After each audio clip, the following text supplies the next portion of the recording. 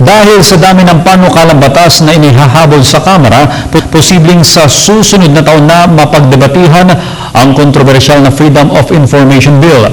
Ayon kay House Majority Leader Neptali Gonzales, hindi pa niya natatanggap ang committee report mula kay Eastern Samar Representative Ben Evardone, the chairman ng House Committee on Public Information.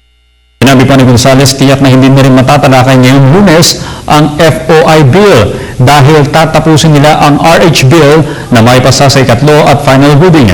Bagamat gusto na umanong mai-deliver ni Evardone sa Martes ang sponsorship speech, dapat pa rin silang tumutok sa RH Bill dahil mahirap umanong mawala sa momentum.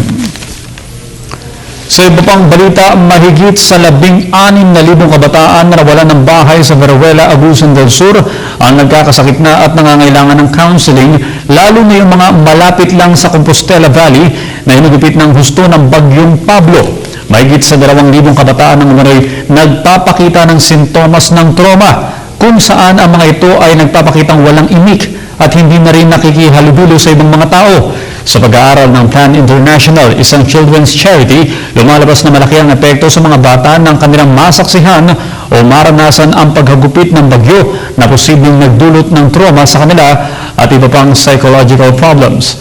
Ayon naman kay Veruela DSWD Officer Elvira Dagaraga, malaking tulong ang kailangan ng kabataan na hanggang ngayon nananatili pa rin sa mga remote at isolated areas. Maliban sa mga bata, grabe rin ang epekto ng hatid ng bagyo sa mga buntis, mga nagpapadedeng ina at bagong silang na sanggol na nasa evacuation centers dahil sa kakulangan ng supply ng tubig.